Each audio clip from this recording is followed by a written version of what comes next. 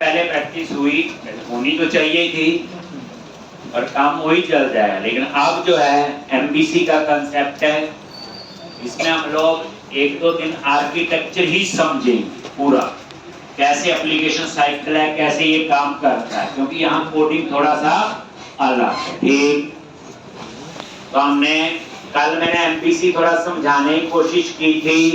Model view controller MBC जो है retard architecture को फॉलो करता है, रखवाया था, जिसमें डाटाबेस टायर होती, मिडल टायर होती और बिजनेस टायर। आप बोलोगे इसका क्या फायदा? कोड की सेपरेशन प्रॉपर, कोड की सेपरेशन है तो उस कोड की टेस्टिंग प्रॉपर हो, बाकी निकालने आसान होंगे। ठीक, और एमबीसी जो है इसमें हर काम अलग अलग फोल्डर होगा। एक तो उसके अंदर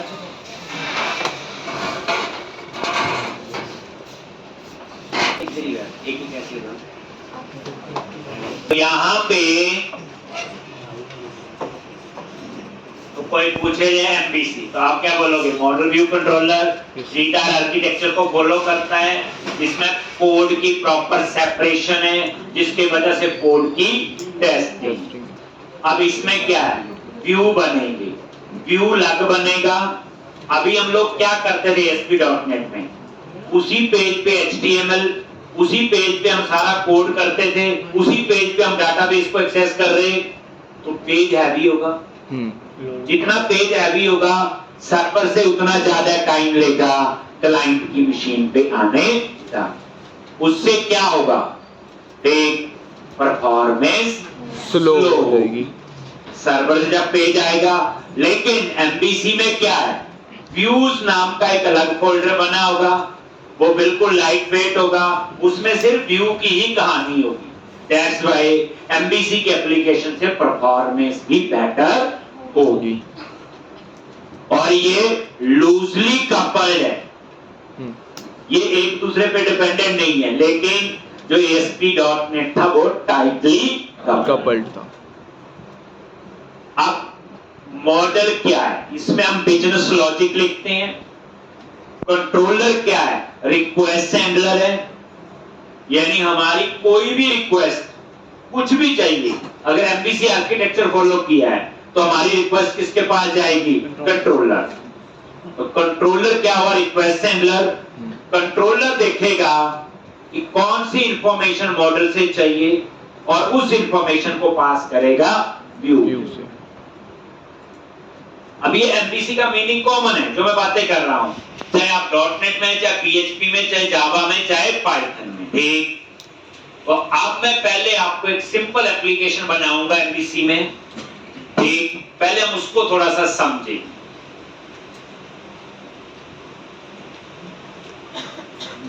अब यहां पे क्रिएट अ न्यू प्रोजेक्ट उसी तरीके से बनेगा जैसे आप बनाते थे।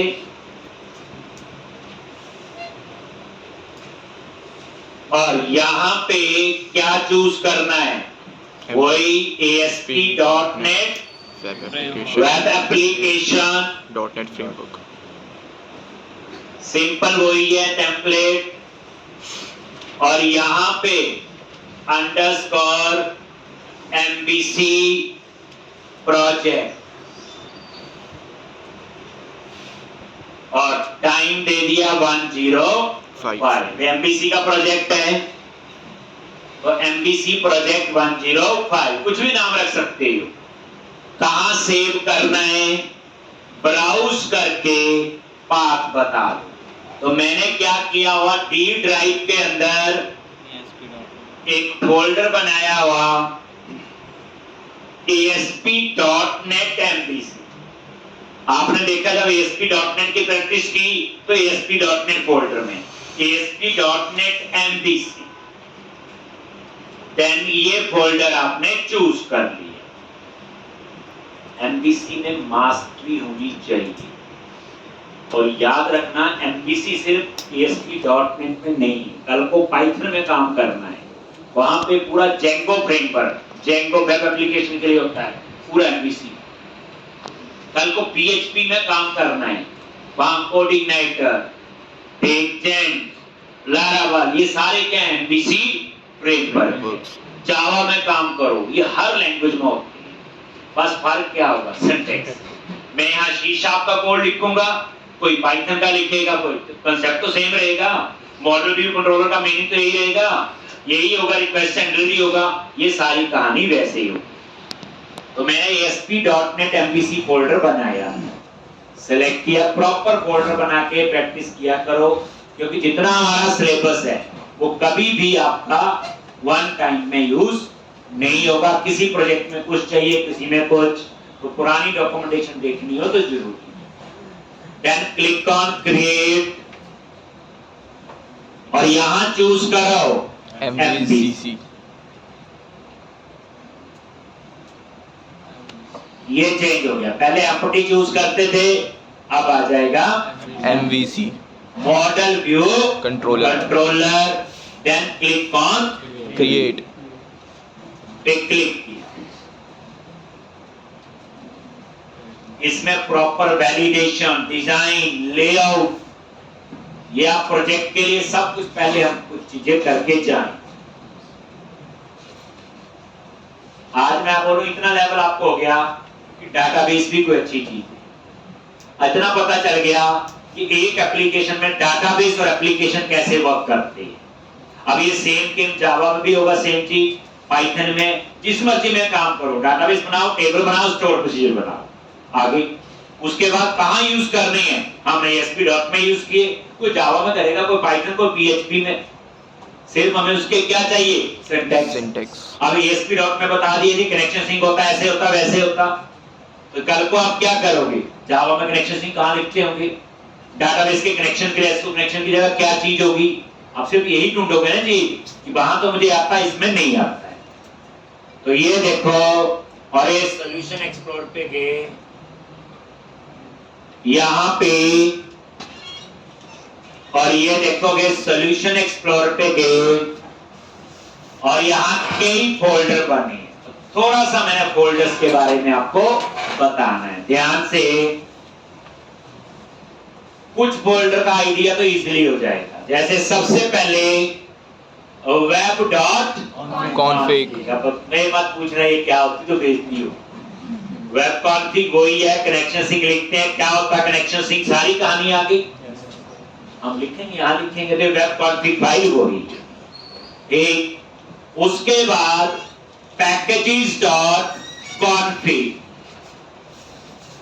packages.config जो फाइल है, इस फाइल को सिर्फ देखना ही होता है, इसको हम चेंज नहीं करते।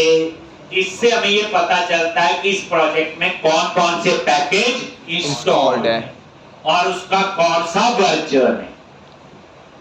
ठीक, आप बोलोगे क्या फायदा, आपने प्रोजेक्ट बनाया, जो पैकेज यूज किए, जब उसे सर्वर पे डालेंगे, एप्लीकेशन तो घर में तो नहीं चलती, उस सर्वर पे वो पैकेज होने चाहिए विद सेम वर्जन।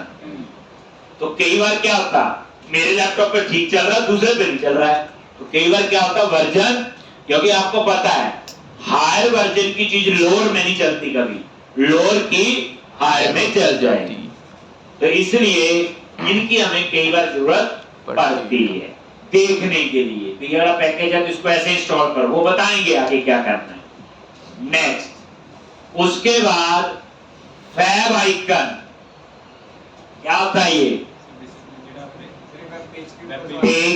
ये जो लोगो होता साइड में, जो पेज के ऊपर लोगो नहीं होता लेफ्ट हैंड साइड, ये विजुअल स्टूडियो का आ रहा है ये, तो ये क्या होता है आपका फैब आइकन। कल को अपनी फाइल बना के मैं अपनी फोटो भी लगा सकता हूँ, आपका मन है हफ्ते फोटो लगानी मैंने अपनी, तो उसकी आइकन फाइल बनाओ और उसका नाम ये रखो, तो वो आनी शुरू हो। ये फैब आइकन के बारे पता नहीं होता, इंटर में पूछ लेते, तो ये सिर्फ क्या आपकी एक आइकन फाइल है, जैसे आप प्रोजेक्ट रन करो तो कॉर्नर पे जो आता है। नेक्स्ट, एक मॉडल्स फोल्डर, इसमें हम मॉडल बनाएंगे, तो कल भी लिखवाया, अगेन फिर मॉडल क्या है, क्लासिक। किसमें बनाएंगे, हम तो C# पढ़ रहे हैं, उसी में बनाएंगे। और इस मॉडल में पूरा लॉजिक लिखी। तो ये मॉडल्स फोल्डर आ गया। अभी बताया कोड की सेपरेशन है, तो यहां सिर्फ मॉडल्स बनाएंगे और इसमें सिर्फ लॉजिक लिखेंगे। क्या लिखेंगे वो बताऊं। उसके बाद ये कंट्रोलर्स फोल्डर है, वही that is your request handler, जो सारी रिक्वेस्ट को कंट्रोल करेगा। ये कंट्रोलर हो गया। यूज कैसे करना बात की बात है, करेंगे, देखेंगे आज। और तीसरा फोल्डर है व्यूज, जो हमें स्क्रीन पे नजर आता है। तो हमारी रिक्वेस्ट कंट्रोलर के पास जाएगी, वही मुझे एम्प्लॉय का डाटा चाहिए। रिक्वेस्ट किसके पास गई, कंट्रोलर।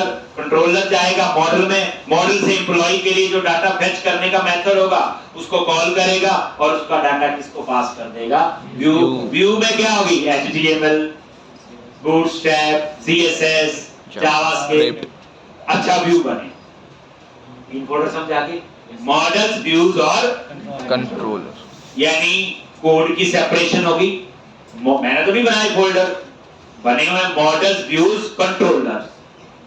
अब आप बताओ, आप हमने ASP.NET में प्रोजेक्ट बनाया पहले, तो वहां तो बेचारा एक ही पेज होता था, वहीं टेक्स्ट बॉक्स लगाते थे, वहीं पेज और में कनेक्शन होता था, वहीं सारा कुछ होता था। एक पेज पे था, वो पेज कितना हैवी हो जाता था, एक, बट यहाँ पे तो प्रॉपर कोड की सेपरेशन। तो ये मॉडल, व्यूज और कंट्रोलर, तीनों फोल्डर समझ आ गए।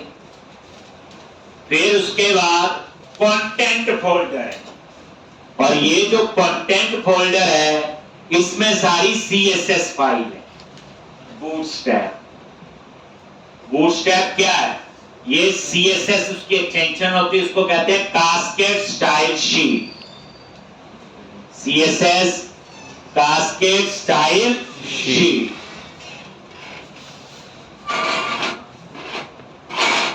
CSS क्या आ गया आपका, कास्केड स्टाइल शीट। तो ये CSS आपका क्या है, एक्सटेंशन है, ये बूटस्ट्रैप की क्लासेज होती है। अब क्वेश्चन आता है क्लासेज क्यों पढ़ते हैं, तो क्या बोलते हैं आप लोग, रीयूजेबिलिटी। ये नगोना सर ने पढ़ाई थी क्लासेज सुनी है, C++ सबको आती है, क्यों पढ़ते हैं क्लासेज, रीयूजेबिलिटी में होती नहीं, क्लासेज हम पढ़ते हैं रीयूजेबिलिटी के लिए। तो मैंने बोला क्लासेज तो बूटस्ट्रैप में होती है, CSS में, बस फर्क कितना है, जो क्लासेज हम पढ़ते हैं C++ में या C# में, उसमें प्रोग्रामिंग होती, इसमें प्रोग्रामिंग नहीं होती, इसमें सिर्फ डिजाइनिंग। जैसे मैंने क्लास बना दी कि जितने भी टेक्स्ट बॉक्स लगेंगे उसका ऐसा डिजाइन आना चाहिए, राउंडेड आना चाहिए, या जो भी है, एक कलर आना चाहिए सारा। तो मैं एक बार क्लास बना दूंगा, फिर सारे टेक्स्ट बॉक्स पे उस क्लास को मैं अप्लाई कर दूंगा। इसका मतलब क्या हुआ, रीयूजेबिलिटी। आप कई लोग क्या करते हैं, उसी कंट्रोल पे जाके क्लास बनाते हैं, वो इनलाइन स्टाइल होता है, वो कभी भी यूज नहीं होता। क्लासेस तो रीयूजेबिलिटी है। तो ये वही बूटस्ट्रैप है, जब करेंगे यूज तो हम पहुंचेंगे तो बताएं। तो कंटेंट फोल्डर के अंदर सारी बूटस्ट्रैप की कहानी मैनेज करें।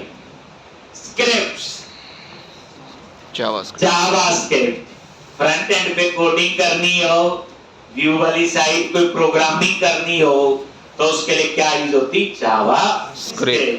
वैलिडेशंस लगानी है, उसके लिए क्या यूज होती, जावास्क्रिप्ट। लॉजिक, स्क्रिप्ट्स फोल्डर भी पता चल गया। तो अब पता चल गया जी वेब कॉन्फ़िग, पता चल गया packages.config, पता चल गया आपको वेब आइकन, पता चल गया models folder, controllers folder, views folder और कंटेंट फोल्डर जिसमें बूटस्ट्रैप है, स्क्रिप्ट्स फोल्डर जिसमें जावास्क्रिप्ट है, और एक फोल्डर और आपका भी है फॉन्ट्स। बताइए इसमें क्या होंगे, फॉन्ट्स। एक ये सारा कहानी यहाँ पे आ, ठीक, ये मैं बाद में आता हूं ऐप स्टार्ट पे या ऐप डेटा पे, ठीक। तो पहले इतना समझ। तो अब आप लोग सबसे पहले इस प्रोजेक्ट को रन करो। जैसे मैंने रन किया,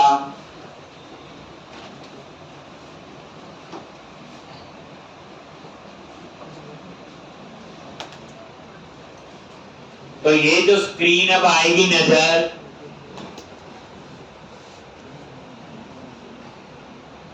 आज से प्रैक्टिस कर देंगे। 2-3 दिन आर्किटेक्चर लगाएंगे, फिर तो कोडिंग लिखेंगे इसके अंदर। ये रहा, ये बड़ा आ गया। ये तो हमने कभी लिखा ही नहीं। अब ये कहां से आया? मास्टर पेज है। क्या होता है मास्टर पेज? एक एप्लीकेशन का कॉमन डिजाइन कैसे बनता है, ये सारी ये मेन्यूज आ रहे ऊपर, ये कहां से कैसे आए हैं। तो अब ये चीजें आपकी आगे में एक्सप्लेन कर। सबसे पहला काम है मॉडल। तो अब हम बनाने जा रहे मॉडल। पहले एमवीसी समझना है। मॉडल बोले तो क्या? क्लास। अब याद रखना, मैं बोलूं जी मॉडल बनाओ, मैं कह रहा हूं क्लास बनाओ। ठीक, तो मैं एक एम्प्लॉय की क्लास बनाऊंगा। तो मॉडल्स पे राइट क्लिक किया, फोल्डर जो मॉडल है, ऐड क्लास।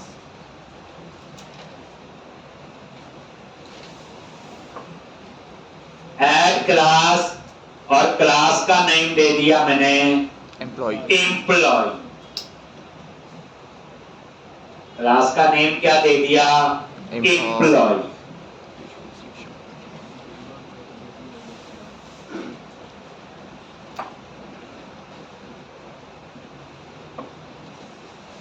और इसको ऐड कर।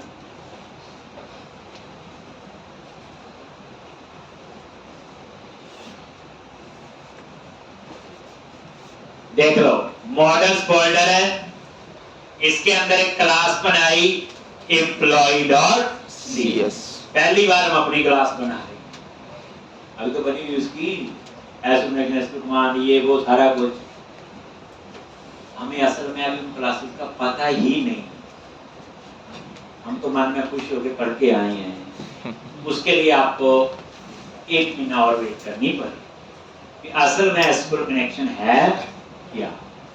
हमें तो क्लास ही नजर आई, F12 करके वहां भी क्लास ही नजर आई, लेकिन वो कुछ और तामझाम है। वो कुछ कंपाइल्ड क्लासेस होती हैं या नॉन कंपाइल्ड होती हैं, तो क्लास की कहानी थोड़ी सी अलग।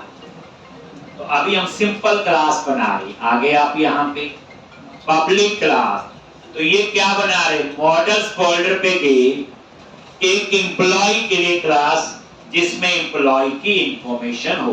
लो, ये नेम स्पेस अपने आप आ गया, जो मेरा प्रोजेक्ट का नाम। नेम स्पेस से हम ज्यादा पंगा नहीं लेते। लिखने को तो मैं इस नेम स्पेस में एबीसी लिख दूं, ऐसे आ जाए, चल जाएगा। लेकिन कहीं मैं देना भूल गया तो गड़बड़ी हो जाएगी। इसलिए हम क्या करते हैं, जो प्रोजेक्ट का नाम होता है वही चलने देते हैं पूरे प्रोजेक्ट में, कि नहीं तो बड़ी गड़बड़ी होती, बड़ी प्रॉब्लम आती प्रोजेक्ट के। अब यहाँ पे एम्प्लॉय, ये क्लास है हमारे लिए, तो क्लास है सिंपल, लेकिन ये मॉडल एम्प्लॉय मॉडल। अब हम लोग क्लासेस की नहीं बोलते, क्या बोलते हैं? मॉडल।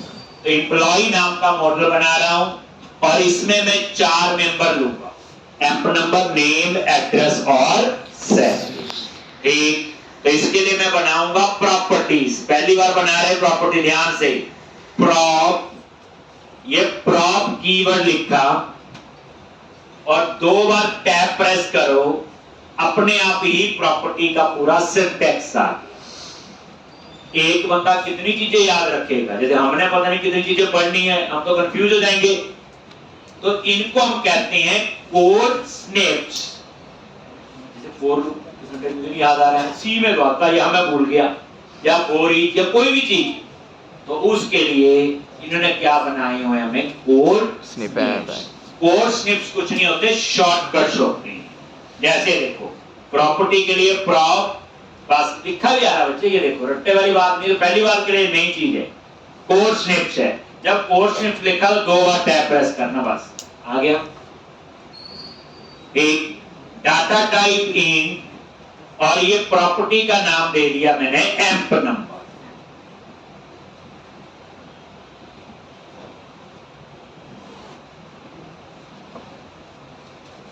एम्प नंबर क्या आपका प्रॉपर्टी का नेम, कुछ भी रख सकते हैं, बट में एम्प्लॉय की इंफॉर्मेशन है तो एम्प नंबर बताया था। प्रॉपर्टीज में भी रीड ओनली, प्रॉपर्टीज में भी राइट ओनली। हम इसकी जगह स्ट्रिंग वेरिएबल भी ले सकते थे, इंटीजर वेरिएबल सॉरी, ठीक, वो आप ले सकते हो, पब्लिक इंट और ऐसे, ये वेरिएबल हो गया। फिर वेरिएबल प्रॉपर्टी में फर्क क्या, काम तो दोनों का सेम है, डाटा स्टोर करना, डाटा रिट्रीव करना, लेकिन प्रॉपर्टीज ज्यादा यूज होती हैं पब्लिक वेरिएबल की जगह, क्योंकि प्रॉपर्टीज रीड ओनली हो सकती हैं, प्रॉपर्टीज राइट ओनली हो सकती हैं, प्रॉपर्टीज के ऊपर हम वैलिडेशन लगा सकते हैं, प्रॉपर्टीज के ऊपर हमारा पूरा कंट्रोल होता है, एक वेरिएबल के ऊपर हमारा कंट्रोल नहीं होता। दैट्स व्हाई हमें क्या यूज करनी चाहिए, प्रॉपर्टीज। पहले भी बता चुका हूं, पहले औरों की देखी थी, अब हम अपनी बना रहे हैं। हमेशा प्रॉपर्टी के दो ब्लॉक मिलेंगे, गेट और एक सेट। जिस प्रॉपर्टी में अकेला गेट हो, it means it is read only property. Read only का मतलब है प्रॉपर्टी से रीड कर सकते हैं बट उसमें वैल्यू पास नहीं कर सकते। इसी तरह से जिस प्रॉपर्टी में अकेला सेट हो, राइट ओनली प्रॉपर्टी, राइट कर सकते हैं बट रीड नहीं कर सकते। अपनी रिक्वायरमेंट, जैसे मान लो कलर है, कलर सिर्फ चेंज ही करना, रीड थोड़ी करना है, तो वो प्रॉपर्टी क्या बनाएंगे, राइट ओनली। एक कलर चेंज हो जाए, अब कलर रीड थोड़ी करना है, ठीक। अगर सिर्फ रीड करना है तो रीड ओनली होगी, गेट लगा लो। दोनों काम करने हैं तो क्या करोगे, गेट और सेट। हमें अभी दोनों का। एक और दोबारा देखो, प्रॉप टैब प्रेस किया, string type name, that is employee name. लो जी एक और प्रॉपर्टी बना ली, प्रॉप टैब प्रेस करो, स्ट्रिंग एड्रेस, ये एक और प्रॉपर्टी, प्रॉप दो बार टैब प्रेस करो, इंटीजर सैलरी, और ये क्या बनाई, सैलरी। तो मैंने क्या किया, एक सिंपल मॉडल बनाया एम्प्लॉय नाम से, और उसमें कितने मेंबर ले लिए, 4, एम्प नंबर, नेम, एड्रेस और सैलरी। ऐसे जो है नंबर ऑफ मॉडल्स हो सकते हैं इस मॉडल्स फोल्डर के अंदर। एम्प्लॉय, डिपार्टमेंट, डेजिग्नेशन, स्टूडेंट, और कई हो सकते हैं, ठीक, 100 भी हो सकते, 200 भी हो सकते, लाख भी हो सकते। अभी पहले हम एक तो सीख लें, तो ये एम्प्लॉय नाम का एक मॉडल बनाया।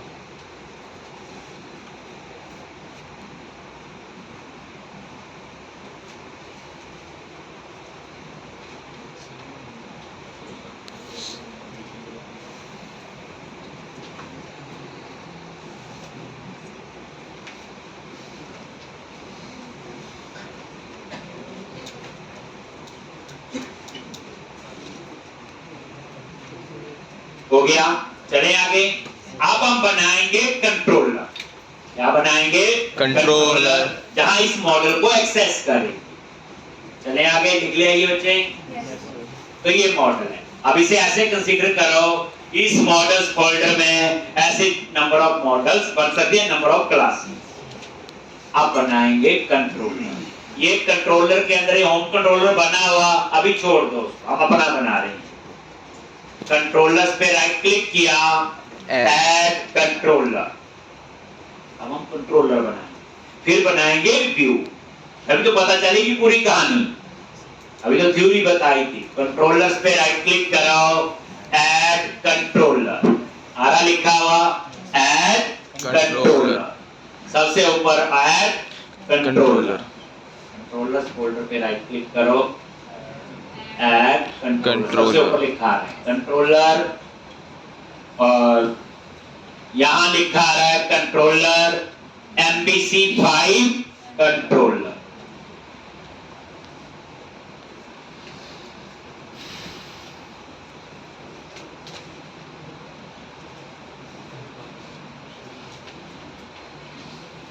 और यहां पे ये कंट्रोलर, और यहां चूज करो MVC5 कंट्रोलर। ये MVC5 वही मॉडल व्यू कंट्रोलर। और ऐड करो।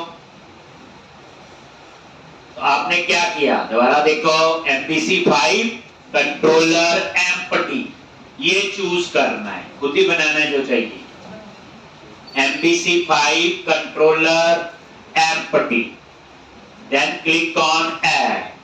जैसे ऐड पे क्लिक किया, क्या करोगे, कंट्रोलर का नेम, कंट्रोलर का नेम।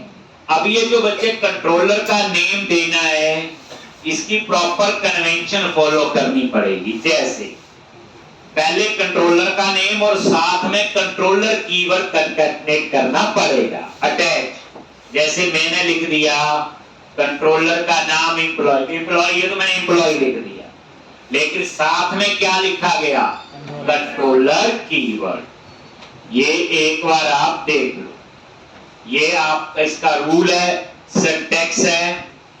अभी तो मैंने कल बोला था, ये क्या आपका बोलो, प्रोजेक्ट बनाने का एक सिस्टम है।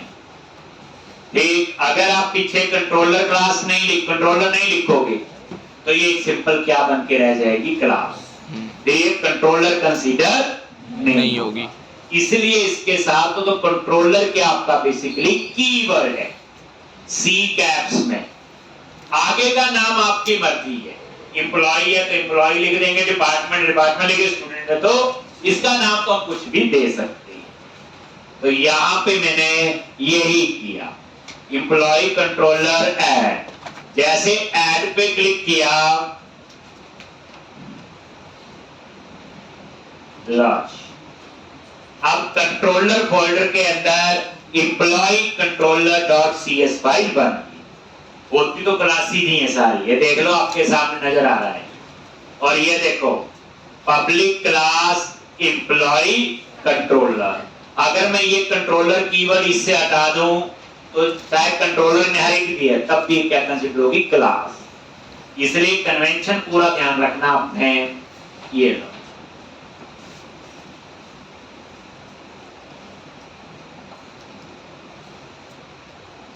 और ये जो कंट्रोलर है ये क्लास है।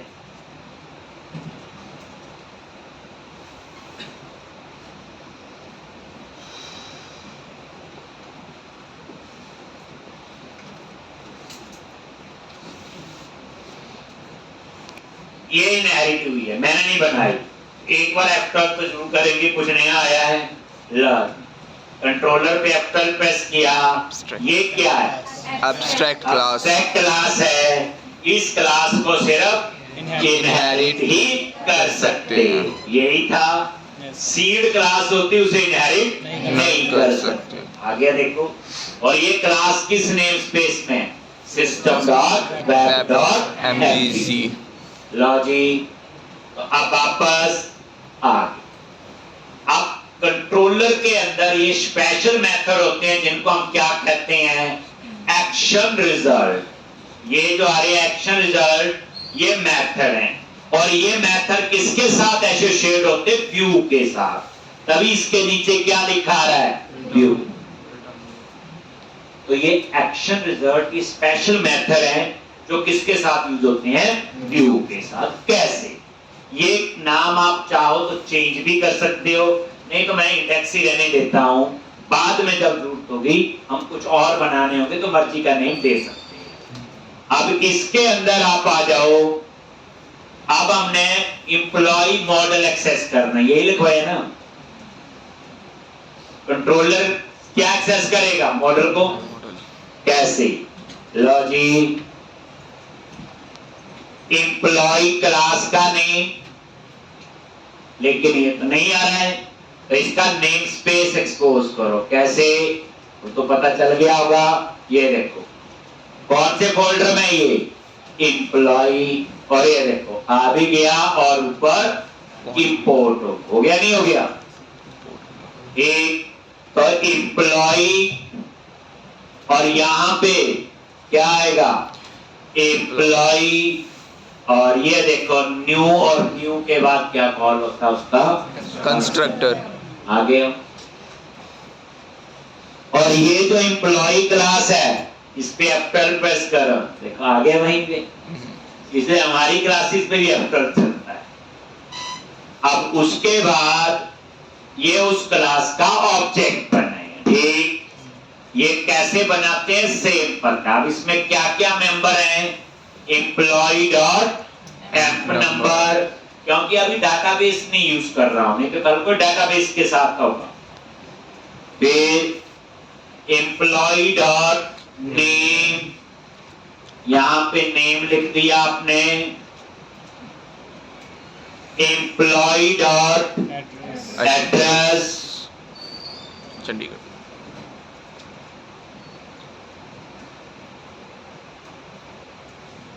Employ dot salary. सैलरी, लो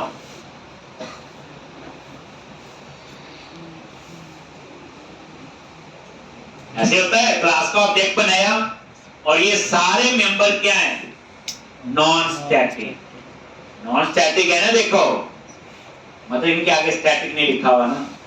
तो इन मेंबर को कैसे एक्सेस कर सकते हैं? क्लास के ऑब्जेक्ट के साथ। तो मैंने क्या किया, यहां क्लास का ऑब्जेक्ट बनाया एम्प्लॉय और डॉट करके सारे मेंबर में डेटा पास कर दिया। अब ये तो हो गया पुराना तरीका, जो पर सी प्लस में ऐसे ऑब्जेक्ट बनाओ और ऐसे। कितनी लाइन लिखनी पड़ी मुझे? 5। क्या ये काम एक लाइन से हो सकता है? एक, तो आप इसको बना दो कमेंट।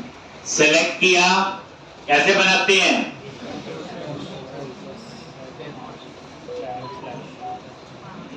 कौन लगाता रहेगा डबल स्लैश आगे सबकी? शॉर्टकट की याद रख लो, कंट्रोल प्लस के प्लस सी, कमेंट। कंट्रोल प्लस के प्लस सी। और अनकमेंट करना हो तो क्या लिखोगे? कंट्रोल प्लस के प्लस यू, अनकमेंट। ये 100 लाइनें इकट्ठी कमेंट बनानी है। कौन आगे आगे स्लैश लगाता रहेगा? ठीक, सिलेक्ट करो, कंट्रोल प्लस के प्लस सी, सी की जगह यू कर दो तो अनकमेंट। याद रखने बार बार चाहिए होते हैं। अब मैं इसकी जगह यही काम करना है एक लाइन। ठीक, तो बात वही है, employee is equal to new और यहां पे कर्ली ब्रैकेट लगा। और ये देखो आ गया हेल्प में एम्प नंबर। ये कहते हैं हम सिंगल लाइन में डिक्लेरेशन और इनिशियलाइजेशन।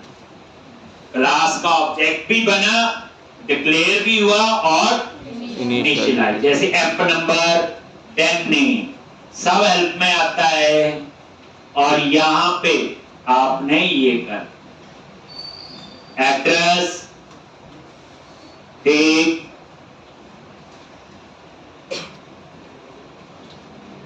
एड्रेस, सैलरी और एंड विद सेमीकोलन।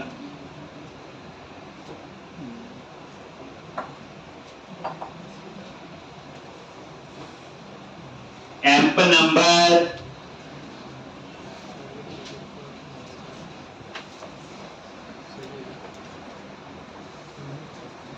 एड्रेस,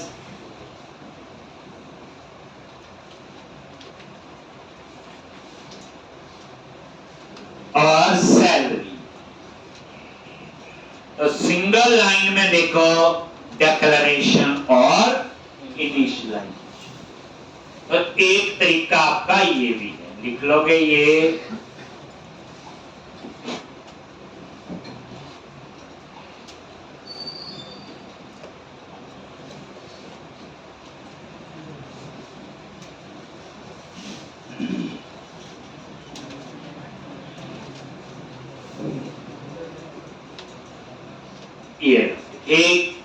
एक और तरीका। और पता चले आपने कोई भी याद नहीं रखा, एक जरूर रख लेना यार। एक कोई भी ना, इसमें कोई वो नहीं है कि अच्छा या बुरा है। ठीक, काम करने का तरीका है, कोई कैसे लिख लेता है, कोई कैसे चलता, वो थोड़ा पुराने वाला लग रहा है। अब इसको ऐसे भी, इस लाइन को कमेंट बना दो। लिख लिया ये एक लाइन में लॉन्च, इसको कमेंट। अब इसकी जगह फिर वही एम्प्लॉई न्यू ये, और यहां पे ऐसे क्लास का ऑब्जेक्ट बनाया, ये भी काफी यूज करते हैं। ये एम्प नंबर, ये देखो सब हेल्प में, गलती का चांस ही कोई नहीं है। नेम, डेट,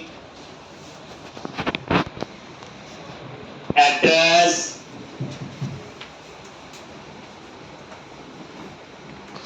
सैलरी, ये बस। तो ये वाला कोई भी तीनों में से यूज कर लो, पर पहले वाला थोड़ा पुराना है, पर बाकी दोनों थोड़े से। अब यहां पे क्या हुआ, कंट्रोलर ने किसको एक्सेस किया, मॉडल को। मॉडल क्लास का ऑब्जेक्ट बना, एम्प्लॉय वही है, और उसमें कुछ इंफॉर्मेशन डाल दी। डालनी क्यों पड़ी, क्योंकि अभी मेरे पास डाटाबेस नहीं है। और यहां पे एम्प्लॉय पास, और ये इंफॉर्मेशन किसको जाएगी, बोलो रिटर्न व्यू। तो मैंने क्या लगाया, जो एक्शन रिजल्ट है, ये देखो ये नॉर्मल नहीं है मेथड, ये किसके साथ एसोसिएट है, बोलो व्यू के साथ। और ये मॉडल की इंफॉर्मेशन कहां जाएगी, व्यू के पास। यही तो रखवाया। रिक्वेस्ट किसके पास गई, कंट्रोलर के पास। कंट्रोलर देखेगा क्या चाहिए, मॉडल को एक्सेस किया और इसको किसको पास कर दिया, व्यू। अब हम बनाएंगे व्यू। क्या बनाएंगे हम लोग, व्यू। व्यू देख लिया। अब इसमें भी एक रूल है, व्यूज फोल्डर के अंदर आपका कंट्रोलर नाम से फोल्डर, व्यूज के अंदर गए,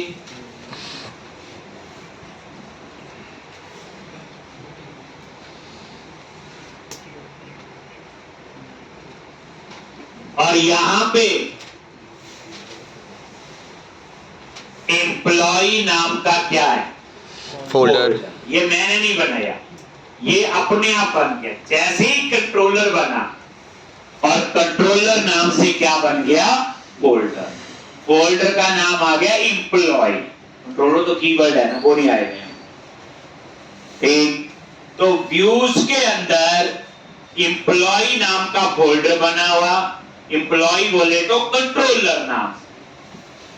अब इसमें कन्वेंशन समझो, मान लो आपके प्रोजेक्ट में 100 मॉडल है, बना लिए, 100 कंट्रोलर बना लोगे।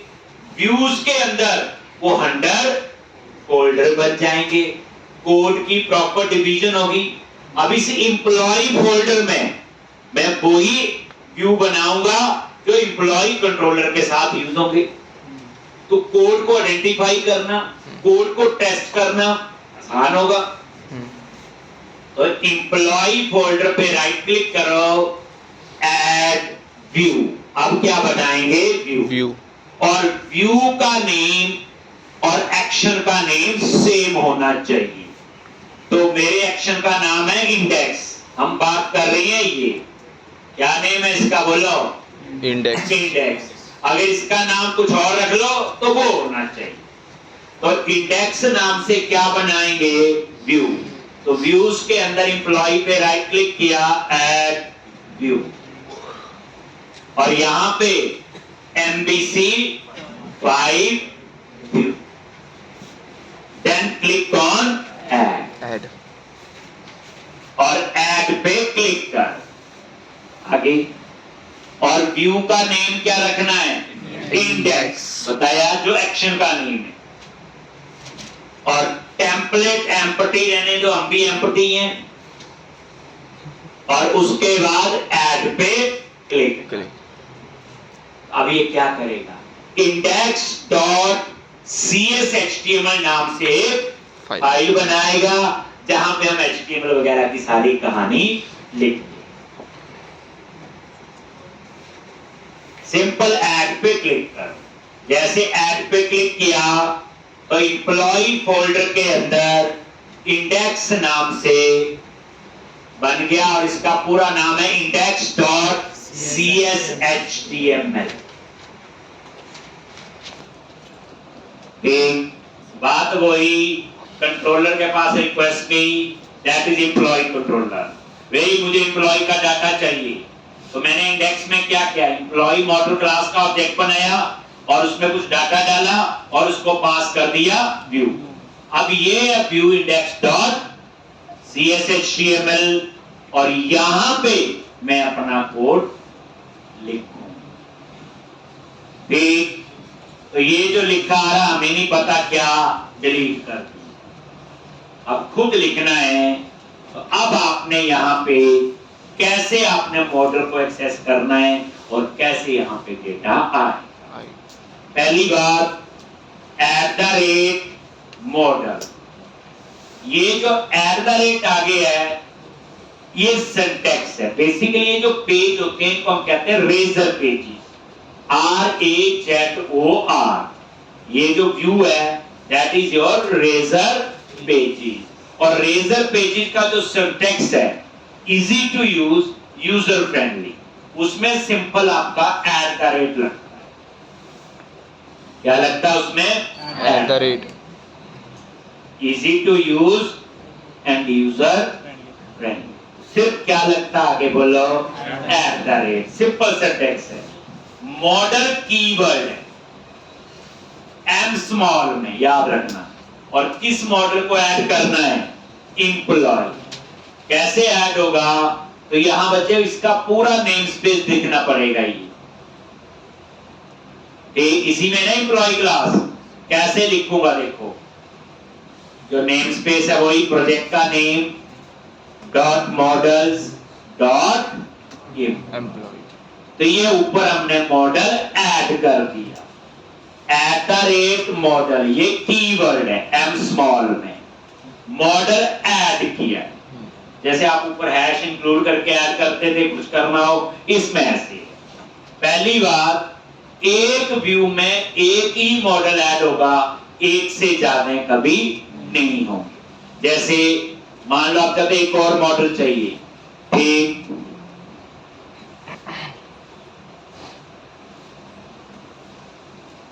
एक आप सोच रहे होंगे @model करके एक और ऐड कर लो, नहीं। याद रखना एक व्यू में एक ही मॉडल हो सकता है, एक से ज्यादा मॉडल नहीं हो। एक से ज्यादा मॉडल नहीं हो सकते, एक व्यू में एक ही मॉडल हो सकते।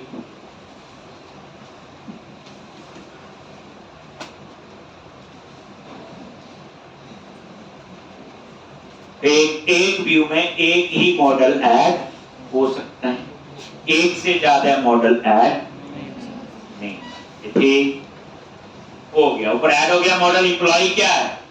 ये वही तो है बच्चे, देखो F12 प्रेस करो, ये वही तो है जो हमने बनाया हुआ। ये आगे नेम स्पेस, पूरी कहानी समझ। अब मैंने यहाँ पे हेडिंग H2, H1, H3 आपने सुने होंगे। एक पेज पे हेडिंग H1 एक ही लिखना चाहिए, एक से ज्यादा कभी भी नहीं लिखने चाहिए। लिख सकते हैं, एरर नहीं आती, बट अगर आपने एक से ज्यादा H1 रखे हैं तो कल को गूगल में सर्च करना हो तो गूगल किसी हेडिंग को सर्च करेगा, तभी वेबसाइट ऊपर आएगी हमारी रैंक में। तो उस केस में अगर मल्टीपल H1 लगाए हो तो गलती हो जाएगी, भूल जाएगा कौन सा हेडिंग है कौन सा नहीं। ये गूगल की गाइडलाइन, तो पूरी बात समझेंगे। इसलिए मैं H1 कम यूज करता हूं, जहां चाहिए हो तो एक बार ही एक पेज पे यूज करना चाहिए। तो H2 करता हूं, जहां H2 जितने मर्जी लगाओ, H2 H3 है तो आप जितने मर्जी लगाओ। जैसे मैंने यहां लिखा एम्प्लॉइज डिटेल, एम्प्लॉय की डिटेल आएगी नीचे, एक यही तो आएगा एम्प्लॉइज डिटेल। अब हम इसको रन करके देखेंगे ये डिटेल कैसे आ रही। तो वही यहां पे रन करो,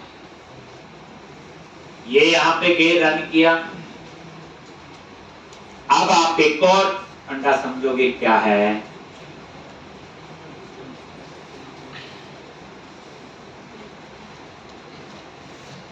तो डिफॉल्ट डिजाइन आ गया, पहले भी आ रहा था, ये बताऊंगा कहां से आएगा, ये पूरा पता होगा। अब मैं चाहता हूं मेरे वाला भी एक्सेस हो जो कंट्रोलर और एक्शन बनाया है। तो ये बच्चे आगे का यूआरएल है, ये जो यूआरएल है ऊपर कॉपी किया और ये यहां समझो, ये यूआरएल आ गया अपने आप, स्लैश कंट्रोलर का नेम। मेरे केस में कंट्रोलर का नेम क्या है? एम्प्लॉय। स्लैश एक्शन का नेम, मेरे केस में एक्शन का नेम है इंडेक्स। तो ये क्या करेगा? एम्प्लॉय कंट्रोलर का इंडेक्स एक्शन जो है वो कॉल करेगा।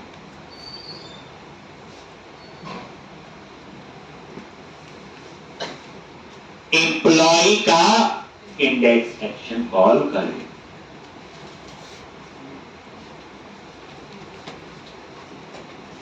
एम्प्लॉय का इंडेक्स, तो यूआरएल कैसे लिखना है? यहां पेज पूज नहीं लिखते। अब आपको क्या बोला? मैंने कल भी बोला, कंट्रोलर क्या है? That is your request handler. हमारी रिक्वेस्ट किसके पास जाएगी? कंट्रोलर। दैट्स व्हाई यूआरएल में पहले क्या लिखा? Controller name. फिर उसके बाद किस सेक्शन पे जाना है? क्या लिखा? Index action. इसका मतलब ये है कि मेरे केस में सबसे पहले वो एम्प्लॉय कंट्रोलर पे आएगा, फिर उसके बाद कहां जाएगा? इंडेक्स एक्शन पे। जैसे वो इंडेक्स एक्शन पे जाएगा तो यहां मॉडल को एक्सेस करेगा और व्यू को इंफॉर्मेशन पास करेगा और उसके बाद रिटर्न व्यू से उस व्यू पे चला जाएगा। यानी यहां पेज पे नहीं जा सकते और सीधा index.chhtml नहीं। यहां जो भी कहानी आपको अटेंडेंस लगा के ही जाना पड़ेगा कंट्रोलर के पास, आप एप्लीकेशन के अंदर डायरेक्ट नहीं घुस सकते। ये सिंपल समझो, ठीक? तो ये पूरी कन्वेंशन बच्चे समझो। यहां पे क्या आएगा? बोलो। Controller name. और यहां पे क्या आएगा? Action name. बस ये चीज आप लोग याद रखो, एक्शन नेम। ये आगे का तो जो होगा वही होगा, उसमें हम कुछ नहीं कर सकते। जैसे पिछले में पेज का नाम देते ना, employee.aspx लिखा होगा आपने, यहां पे ऐसा नहीं है। यहां पे एप्लीकेशन के अंदर एंटर करने के लिए सीधा कंट्रोलर के पास रिक्वेस्ट जाएगी। कंट्रोलर को नहीं पता व्यू क्या है, मॉडल। हम उससे बोलेंगे कि ये वाला कंट्रोलर है और ये वाला एक्शन है, तो हमने उसे बता दिया एम्प्लॉय कंट्रोलर और एक्शन में। कैसे? ये देखो, ये आगे यूआरएल में मैंने लिखा स्लैश एम्प्लॉय। याद रखना यूआरएल केस सेंसिटिव नहीं होता, स्मॉल कैप्स की घबराने की जरूरत नहीं है। स्लैश क्या लिखोगे? इंडेक्स। और एंटर प्रेस किया, वो देखो आ गया एम्प्लॉय डिटेल। अब आप चाहते हो ये एम्प्लॉय डिटेल सेंटर में आए, आप चाहते हो थोड़ी फॉर्मेटिंग हो जाए, तो हम इसके ऊपर अप्लाई करेंगे बूटस्ट्रैप। बूटस्ट्रैप की फाइल कहां पे है? बोलो। एक, मैंने ना प्रोजेक्ट को नहीं क्लोज किया, ध्यान दोगे, ब्राउजर में वो प्रोजेक्ट की आउटपुट आ रही। तो याद रखना, जब आप HTML में चेंज करो तो प्रोजेक्ट दोबारा रन करने की जरूरत नहीं। HTML पेज को रिफ्रेश करो, अपने आप ही चेंजेस रिफ्लेक्ट करते हैं। हाँ, C# के कोड में करो तो बंद करके दोबारा प्रोजेक्ट कंपाइल करना पड़ता है। जैसे देखो, मैंने इसको बंद नहीं किया, मिनिमाइज किया। अब मैं यहाँ बूटस्ट्रैप की क्लास कैसे अप्लाई कर रहा हूं? देखो, क्लास मैंने लिखा टैक्स हाइफन प्राइमरी। क्या लिखा? अब ये टैक्स हाइफन प्राइमरी जो है बूटस्ट्रैप की क्लास है। अब ये कहां से आ रही, कैसे आ रही, वो बाद में बताऊंगा। अब ये देखो, ये आगे ब्राउजर में, अब रिफ्रेश करो, वो देखो थोड़ा कलर चेंज हुआ इसका। ठीक, आप चाहते सेंटर में आए, तो यहां पे टैक्स हाइफन सेंटर, ये बताऊंगा कैसे आएंगे, पर इतना समझ लो कंटेंट फोल्डर से आ रहा है। वो कैसे आ रहा है वो कहानी बाद में। ये लो, सेंटर में आ गया। ठीक, ऐसे ही अब थोड़ा सा याद रख लो, अगर टैक्स हाइफन इन्फो लिखूं, टैक्स हाइफन इन्फो, तो थोड़ा सा चेंज और हो है, चेंज हुआ है। ठीक, अगर आप इसकी जगह टैक्स हाइफन सक्सेस, ग्रीन, ये देखना अभी वो थोड़ा ग्रीन सा कलर है यहाँ। ठीक, टैक्स हाइफन, ये तो बताइए डेंजर, ये कलर आता आपको, ये। ठीक, तो इस तरह से मतलब अब आइडिया हो गया ना, tax hyphen info, tax hyphen success, tax hyphen primary, ये। अब ये क्लासेस हम रोज यूज करेंगे, इसलिए इसको रट्टा मारने की जरूरत। अब रोज हर प्रोग्राम में हमने ऐसी 2-4 क्लासेस बूटस्ट्रैप की यूज करनी, हमें अपने आप ही बूटस्ट्रैप आना शुरू हो जाए। ये क्लासेस हैं, अभी बताया रीयूजेबिलिटी के लिए बूटस्ट्रैप में क्या बनती हैं, क्लासेस। एक जहां भी tax hyphen danger law, primary ठीक लगाई थी मेरे को, मैंने वो सेंटर आपको पता है। अब उसके बाद देखो ये रिफ्रेश किया, देखो आ गया। अब इसके नीचे मुझे आउटपुट दिखानी है, जो डाटा आ रहा है, डाटा तो आया नहीं, तो उसके लिए आप लोग टेबल बनाओ। HTML में टेबल सुना हुआ? Yes sir. लो जी, तो सुन तो लिया होगा, बूटस्ट्रैप बताओ टेबल। टेबल पे कौन सी अप्लाई करोगे? टेबल, इसका ये तरीका होता है बच्चे, table hyphen border, table space table hyphen border, border आ जाएगा। अब यहां देखो हेल्प में आ रही है, कोई भी क्लास लगा दो, डिजाइन चेंज करेगा, हमें समझ आ जाएगा, और एरर थोड़ी आएगी इसमें, कोई डरने की जरूरत है, कुछ एरर आ गई, बॉर्डर बॉर्डर आ जाएगा, नहीं चाहिए हटा दो। जैसे टैक्स हाइफन ओवर, क्या होगा, माउस लेके जाएंगे वो थोड़ा सा ऊपर हाईलाइट सा हो जाएगा। ठीक, लॉजी जो जो नजर आ रही, गुस्से वाली बात कोई है ही नहीं। क्या लिखोगे, बस तरीका याद रखो, टेबल हाइफन स्ट्राइक। नहीं समझ आया, लगा लो, फिर हटा दो, फिर लगा लो, पता चल जाएगा। कई बार बस डिजाइन है ये, इसमें तो ऐसा कुछ नहीं है।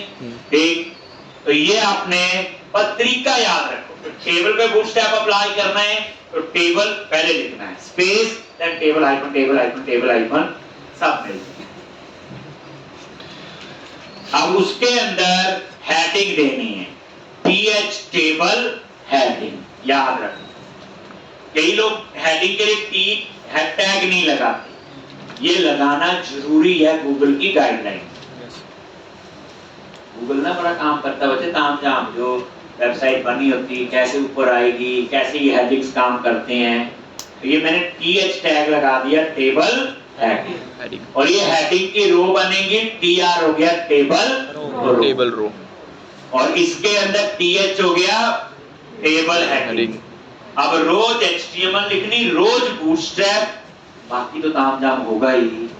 एक तो जैसे मैंने लिखा जी, क्या चाहिए मुझे, एम्प नंबर, टीएच होता टेबल हेडिंग, लो, और यहाँ पे नेम, यहाँ पे एड्रेस, यहाँ पे सैलरी, और ये आपको जरूरत नहीं। लो आगे रनिंग है, मैंने बोला तो ब्राउजर में जाओ, रिफ्रेश करो, अभी पता चल आगे हेडिंग टेबल सा बना आया हुआ।